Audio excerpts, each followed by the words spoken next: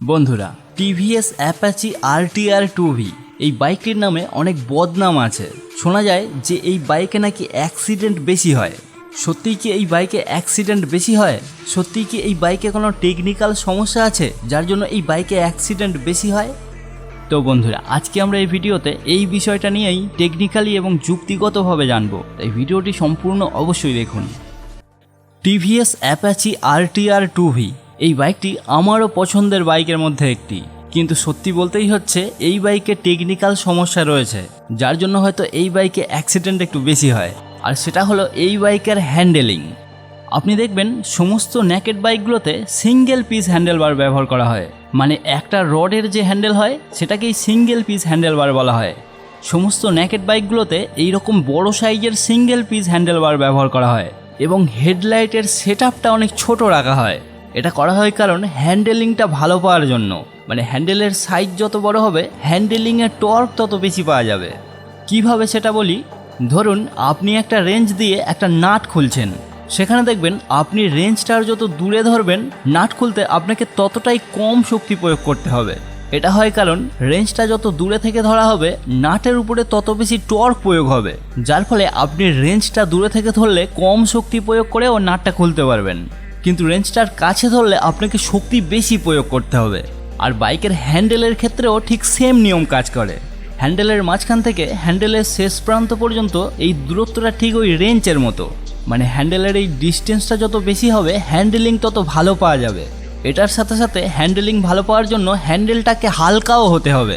এই কারণেই হ্যান্ডেলটাকে ইজি এবং হালকা রাখার জন্য নেকেড বাইকগুলোতে সিঙ্গেল পিস হ্যান্ডেলবার ব্যবহার করা হয় এবং হেডলাইটের সেটআপটা একটু ছোট রাখা হয়। কিন্তু স্পোর্টস বাইকগুলোতে এটা করার প্রয়োজন পড়ে না, কারণ স্পোর্টস বাইকগুলোতে হেডলাইটের সেটআপটা সম্পূর্ণ আলাদা থাকে, হ্যান্ডেলটা সম্পূর্ণ ফ্রি থাকে, হ্যান্ডেলের উপরে কোনো ওজন থাকে না, তাই সেখানে ছোট ক্লিপ অন হ্যান্ডেলবার লাগালেও কোনো সমস্যা হয় না। কিন্তু নেকেড বাইকগুলোতে যেহেতু হেডলাইটের সেটআপটা হ্যান্ডেলের উপরেই থাকে, তাই এখানে হ্যান্ডেল বারটাকে যতটা সম্ভব বড় এবং হালকা রাখা হয়। কিন্তু এই বাইকে এই দুটোর কোনোটারই খেয়াল রাখা হয়নি। এই বাইকে ফক ক্লিপ অন হ্যান্ডেলবার ব্যবহার করা হয়েছে, সেটাকে ছোট করা হয়েছে এবং তার উপরে হেডলাইটের সেটআপটাও অনেক বড় লাগিয়ে দেওয়া হয়েছে, যার ফলে এই বাইকে ব্যালেন্সিংয়ে একটু সমস্যা তৈরি হয়ে গেছে। আপনি এখন বলতে পারেন পালসার 150, পালসার NSেও এরকম ফক ক্লিপ অন হ্যান্ডেলবার ব্যবহার করা হয়, কিন্তু সেখানে কেন এই সমস্যাটা হয় না? কারণ আপনি দেখবেন তুলনামূলকভাবে পালসারের থেকেও এই বাইকের হ্যান্ডেল অনেক ছোট। আবার এর সাথে সাথে এই বাইকের থ্রোটল রেসপন্সটাও অনেক বেশি, কারণ এই বাইকে RTR টেকনোলজি ব্যবহার করা হয়েছে, যার সম্পূর্ণ অর্থ হলো রেসিং থ্রোটল রেসপন্স, যার ফলে এই বাইকের এক্সেলারেশনটা অনেকটা ফাস্ট। এই RTR টেকনোলজিটা কিভাবে কাজ করে সেটা আমরা অন্য একটা ভিডিওতে জানবো। শুধু এটা জেনে রাখুন যে এই RTR টেকনোলজি থাকার ফলে এই বাইকের এক্সেলারেশনটা অন্য একটা সাধারণ বাইকের থেকে একটু বেশি, মানে একটু তাড়াতাড়ি গতি উঠতে পারে, দ্রুত গতি তুলতে পারে। ব্যালেন্সিংয়ে এই সমস্যা, সেখানে তো একটা অ্যাক্সিডেন্ট হওয়ার সম্ভাবনা থেকেই যায়। এখানে আরেকটা বিষয় আছে, এই বাইকের ডিজাইনটা একটু বেশি আকর্ষণীয়, যার ফলে বেশিরভাগ লোকই এই বাইকের লুকের জন্য পছন্দ করে, তাই বেশি বিক্রিও হয়, রাস্তায় বেশি চলে, সঙ্গেই ডিসব্যালেন্সের সমস্যা।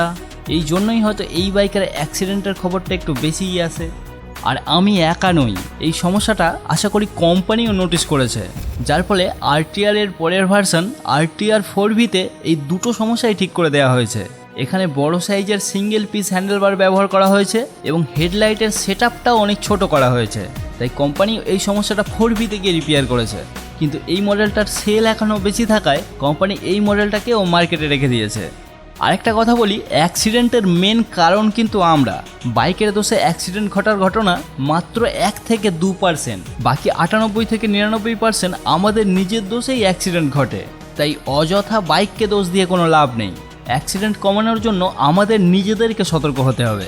সবসময় হেলমেট অবশ্যই পরে বাইক চালাবেন এবং চেষ্টা করবেন আরও যতটা সম্ভব সেফটি গিয়ার্স পরা যায় এবং সাবধানে রাইড করা যায়, কারণ জীবন কিন্তু দ্বিতীয়বার ফিরে পাওয়া যায় না, তাই সবসময় সতর্ক হয়ে রাইড করবেন।